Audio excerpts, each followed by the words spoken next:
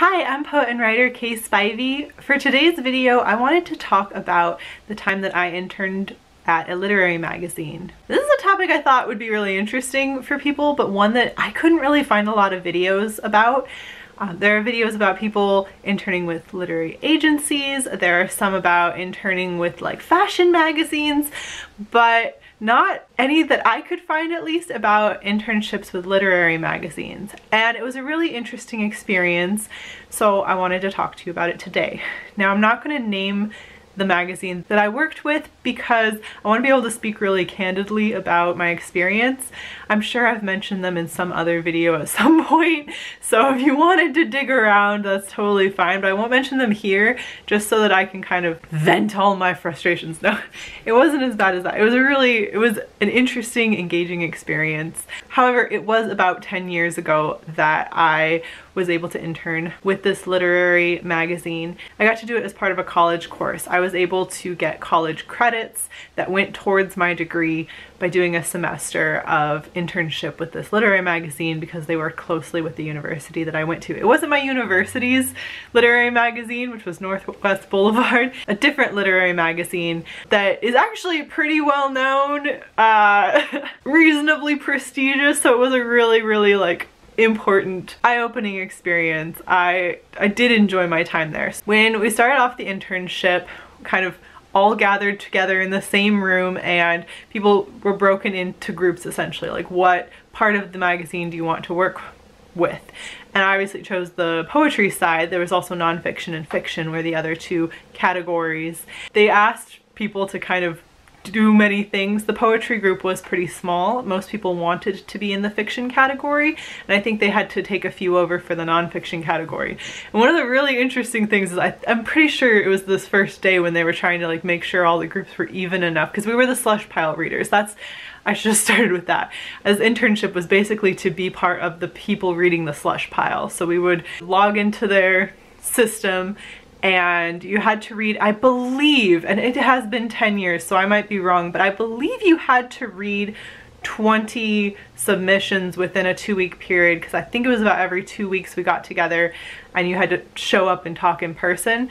It might have been monthly, but I feel like it was more than 10 a week that I was reading. I think it was 20 every 2 weeks that you had to get through in order to get your full credit. So they broke us into the groups. And one of the reasons that they needed more people for nonfiction, and this is like the head editor said this, like the top guy in the food chain, he said that they needed more people for nonfiction because the turnover needed to be in under a month, because nonfiction people expected the high turnover rate. And I remember him saying, it doesn't matter so much for poetry. They're used to having to wait 6 months. It's fine to like wait on them. And I was just like, that's so rude and so true, because I'd been submitting by then. I knew it takes at least 6 months for anyone to get back to you, but I was like, that they already have that worked into their heads that like poets aren't gonna complain, but nonfiction people are, so we're gonna treat the nonfiction people better. I was like, that is so rude. But that's, you know, the mindset. They don't want to get in a whole bunch of emails basically querying to be like, hey, did you get my submission? And apparently they get most of those from nonfiction or fiction people. Poets just have to sit and wait for as long as it takes.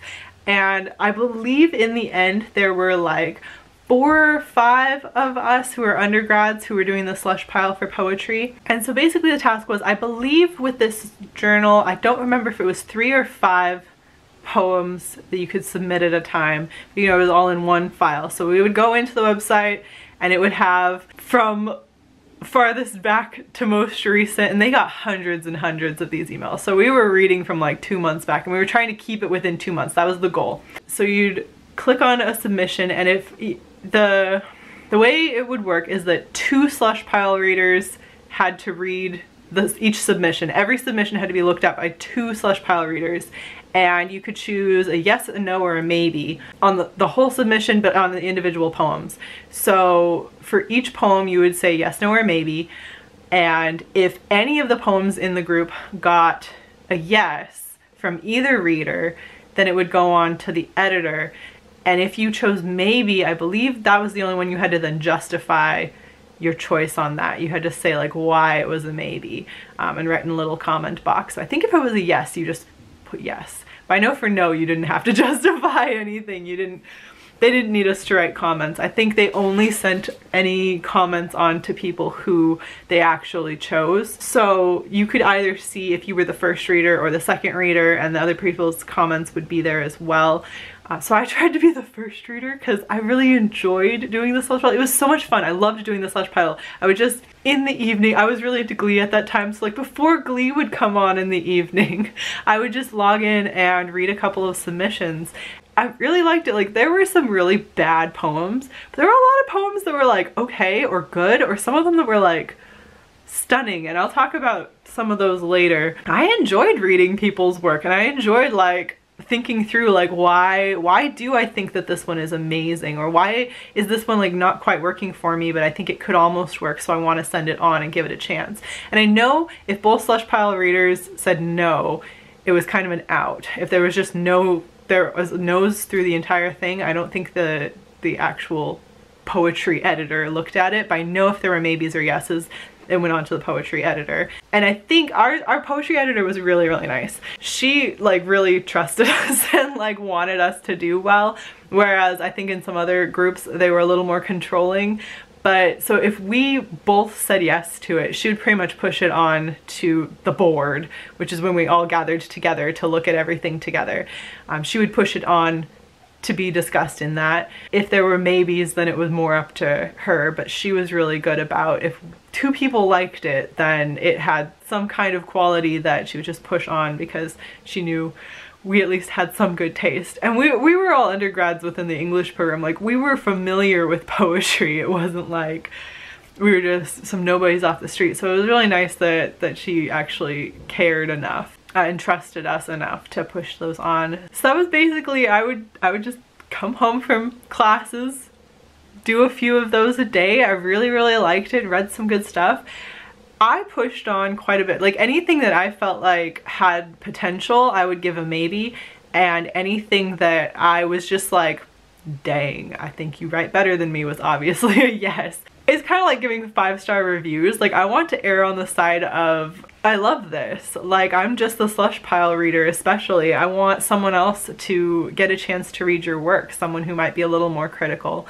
But I'm not going to be the one to be like, oh, this sucked, or like this wasn't absolutely perfect. Like that's not for me to decide. I felt like maybe I was a little too nice about the submissions that I liked, but at the same time, like I understood what it was like to be a submitter.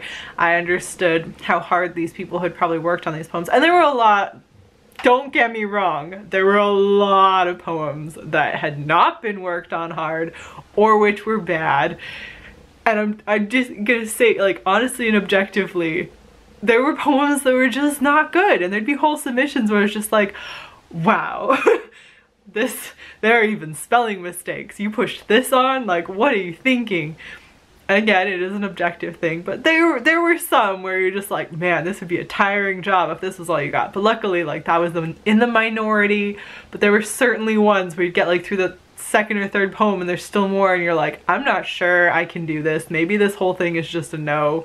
It happened. It definitely happened. However, I had a classmate, we'd been in a bunch of classes together because we were both like poetry focused English majors in the creative writing program. He one time told me that he had like only said yes to like one poem the entire semester because if it wasn't absolutely perfect, he wasn't going to approve it. And I was just like, sir, I know you're also a poet and I know you also submit, and like maybe you're just really like very critical, like want really high quality work, but only one poem in the slush pile. Like I literally read some poems that were like so good I'd have bought the person's book. It was all anonymous, you couldn't read their names, so I couldn't like go back. But one poem for a yes, I was just like, that's a little too harsh. Like that's really kind of mean. Like all of those people you said no to, there could have been some good work in there, and you're just like, it's not perfect, so it can't be published in this literary magazine. Like harsh. But like, no. So like I'm on one side of the spectrum and this guy was on the other side of the spectrum, and we were both reading the same slush pile at the same time with like, I think 2 or 3 other people. Like, just know, it's so objective. Like, I probably would have said yes or maybe to a lot of ones he said no to. If you're submitting and you're getting a lot of rejections, just know, like, it might not be you. You might just have kind of a crab apple. He was a nice person. Like, I was just flabbergasted. I was like, are we not reading the same ones? Like, I'm literally reading some great work. I don't know why, but yeah, he said the entire semester he only said yes to 1 poem. And I was just like, 1 poem does not a literary magazine make. Actually, so the main story I really wanted to talk about, I was just thinking about this the other day. There was a poem that I read and I said like a full yes to, and I think I even put some comment that like I really loved this poem. I don't remember it, and obviously there wasn't a name attached to it, but it was, they're talking about how their father had died and they couldn't bury him because it was wintertime, and they were comparing that to Hamlet, and it was just written in a way that like just kind of floored me. Like, it just hit me in the chest, and I was just like, they couldn't like dig through the ground because it was frozen, so they couldn't bury him. And that it was that's what I remember about it. But I just remember being like floored. I like read it to my roommate because I loved it so much, and I said yes, and it got put into the packet for the group read. Yeah, I'll just finish this story and then I'll tell you about what the group read was like when we had to go and like sit in the room with the head editors and everything. It got put into the group read, and when we got to that poem, because there were just a whole bunch of poems, they'd have them all printed out so we can like yes or no them, or like they could write in what the corrections they wanted were. They got to it and the like editing team was like, a death in Hamlet metaphor, isn't that overdone? Isn't that cliche? And they just passed on it immediately, and I was like, there wasn't even like, they just moved on right away. They're just like, oh, it's overdone, it's cliche. I was like, this poem was so good, but I was like the nervous little intern, so I didn't even speak up. The poetry editor like locked eyes with me for a split second as they were already moving on, and I think she thought maybe I would speak up because I had definitely like loved that poem. But I was like this little intern to the head editors who were like doing this as their profession. I was just like, I couldn't even say anything. I couldn't even defend this poem that I really think it probably got published somewhere else at some point. Like, if you ever heard of a poem that it just had that, like, it was the idea of like that they couldn't dig through the ground because it was frozen. I don't know, like that's the part that stands out the most, but it was a gorgeous poem. If that person ever happens to read this and they're like, that was my poem, I submitted it to a literary magazine that might be the one you're talking about and it got rejected, just know I tried. And they just like passed on it so fast. They didn't even read it. Oh, it was so sad. I'll talk about what the like groups are. You know, in college you do a lot of like workshops and things. So we're kind of sitting in the same kind of situation where usually like the desks are set up in a donut or at a big table or something, and everyone's got their little packet of all the poems that went through with the yeses that the poetry editor pushed through. And I do not know if they did the same thing with the fiction and the nonfiction groups. I only sat in for the poetry groups because that was what I was doing, was being part of that. But we'd have the whole poetry group had to show up, the poetry editor, the like head editor, big honcho guy, and then the like top editors, where they were like the grad students, I think. And so this was something they'd been doing for a long time. They were buddy-buddy with the head editor. They all knew each other. They were really, like, they were the final say. He was the final say. The head editor guy was like the final say, but they were the say before him and we were the interns. And the poetry editor had less power than like these other couple of people. At least that was certainly the impression that I got from the way that the group dynamic worked.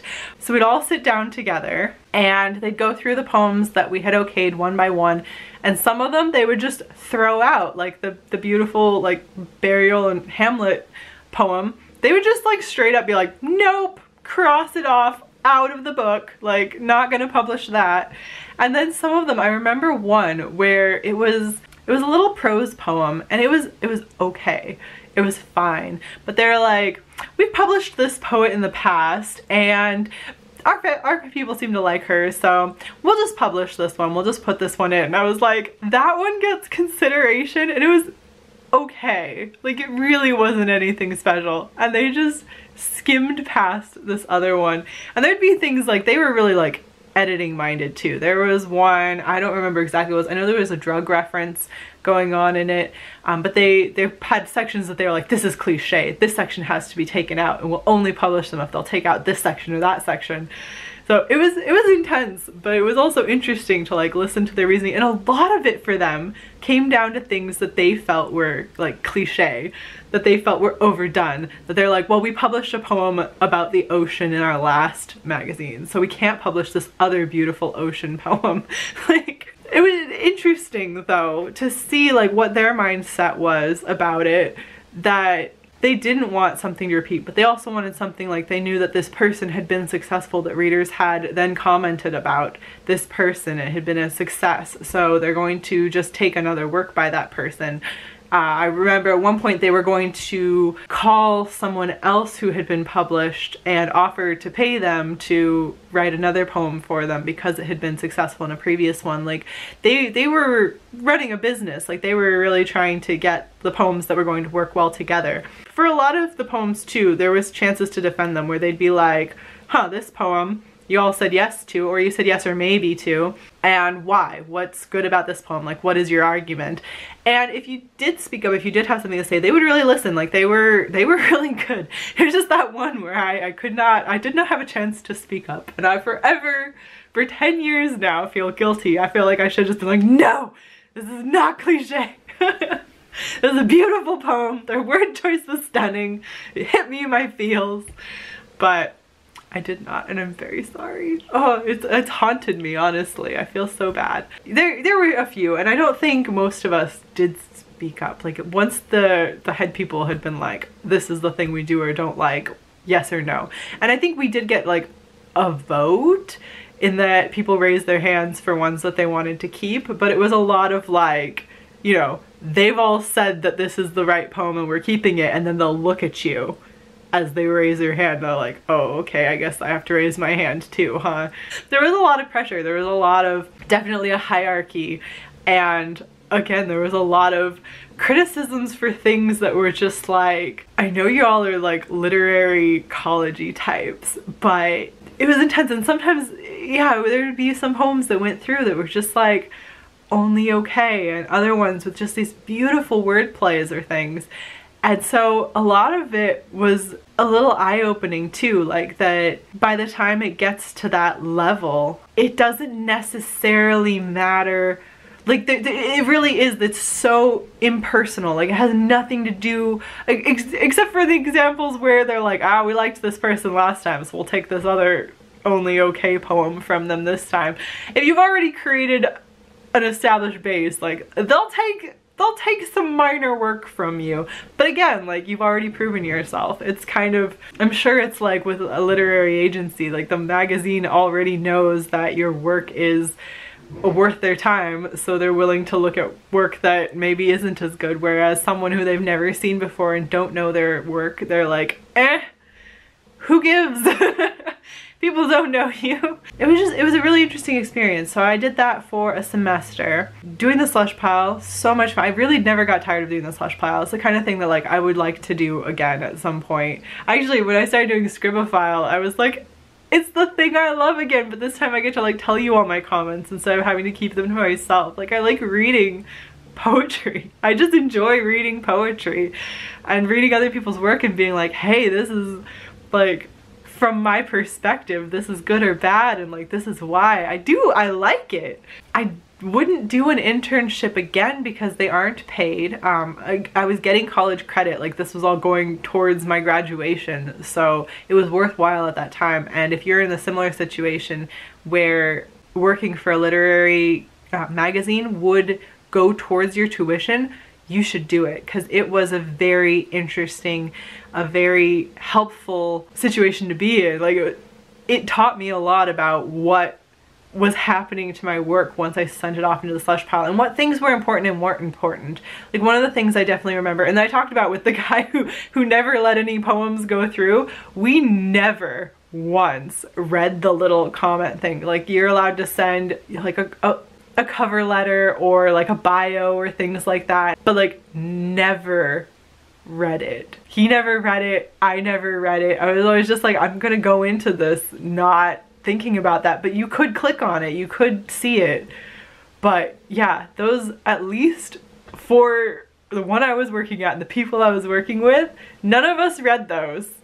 It didn't matter. So I put a lot less weight into doing cover letters after that, because if I'm just submitting a group of poems, like, that's the only thing that really matters to them is those poems. And if they're good or bad to them, me saying other things isn't gonna help. So usually I have like a copy and paste bio that's the length that most literary magazines ask for, because that was the thing that then, if they did want the poems, then they already had the bio. They didn't need to go asking for that part. What else was interesting about it? Let me think if there's anything else, or if you have any specific comments about what it was like. Now, obviously, I wasn't there when they did the fiction or the nonfiction. I wasn't there when they actually put the packet together and like lined up all of the poems. I was literally doing slush pile work and then okaying poems. And I think while I was there, we probably okayed 10 poems that were going into the next volume of the magazine. So we did finalize and choose quite a few poems, but then there were other poems I believe that they chose. I mean, it wasn't more than 10. There were other poems that they then chose, and then the semester after was when I was doing my my big final project and everything, my capstone, and so I was not able to go back and do another semester with them, and that was when they kind of finished everything up. So I only had the experience of working for those, what is that, like 3 months with them, but absolutely invaluable. Absolutely very interesting to see what the mindset of other slush pile readers was. Very interesting to see what like the head editor and how they operate. And he was very much the my way or you're out kind of guy.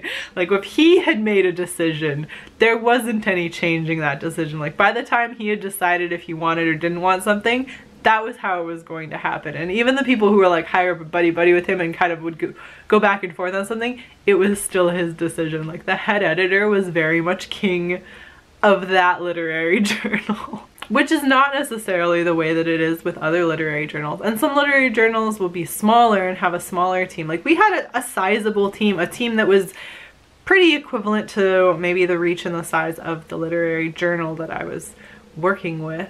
Some are probably going to be bigger. I would imagine something like poetry, or let's have like Plowshares, probably has a much bigger team than that, going through their slush pile and talking about the editing work and all of that. A literary journal that is not sort of tangentially tied to a university and thus is not looking for like undergrads and grad students, but is looking for more of a community base, is going to have a different dynamic. Or ones that are like more closely tied to, let's say, like a publishing house or something like that, they're definitely going to have a different dynamic and different standards probably even, because the journal, even though it's like nationally run, nationally printed journal, it is still run locally and like their target is local.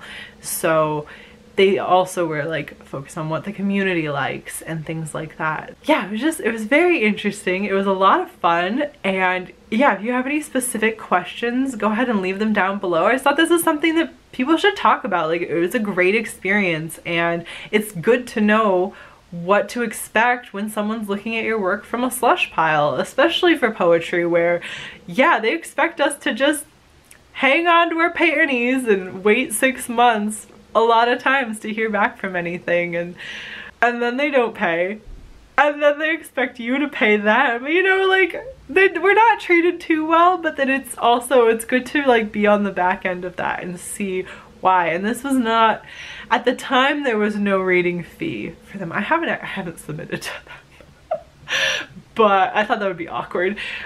Also, but they wouldn't even know because I've used a pen name my entire time. Actually, coming out of university, I probably would have been a lot better established as a poet earlier on, because in the university, like I got published a fair amount in the university journal, Northwest Boulevard, but I published under a pen name. And so like I would even have professors be like, oh, so-and-so and so-and-so is in this literary journal. And there'd even be people in my class who like knew that I was also in it, but because I use a pen name, the teacher wouldn't know and wouldn't say anything. So there was a lot of times where like using a pen name within the university wasn't so helpful to me, I guess, but I still did it. My memory card died.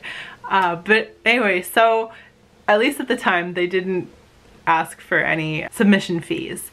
But I don't believe they paid also at the time. I know the internship was just for college credits, but still fun, still a useful thing to have done and learned, and definitely enjoyed my time with them and took a lot away from it and have been published many other places since then. Oh, about the pen name thing, that's what I was talking about. I could submit to them and they wouldn't know who I was, but it still feels awkward. I still stand by having a pen name, even though I think the road would have been much easier for me if I had not had a pen name. But at the same time, like, I do like the distance that it gives, even though it then doesn't self-open doors for you the way that using your real name and people recognizing you when you've worked hard in a university program would definitely give and take on all things. So anyway, that was the video for today. Like I think I've said it before, definitely leave any comments or questions down below. I would love to see more videos of people's experiences working at literary magazines, because I think it's interesting and I think it's something that, like, as a community who's trying to publish with literary journals, like, it's a useful thing to know. It's a useful thing to see, like, what goes on in the minds of people going through the slush pile. It's an interesting thing to see how editors choose poems. I got to work another time as, like, the guest editor for a literary journal that was really interesting, and it was me going through, once they'd finished the slush pile, me going through all of their different submissions and seeing which ones I really liked and which ones went with other ones, and then going back and forth with the editor. And that was for a pretty small journal that doesn't exist anymore, but it was a lot of fun. Like, it's really interesting to be on the back end of things, and it gives you a lot of insight into what being part of the publishing world actually is like and why they do or do not choose your poems. Yep, that's all from me today.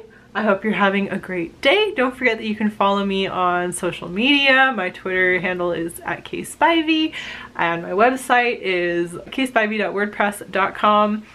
And yeah, I will talk to you again soon. Good luck to you. Good luck to all of us. Bye.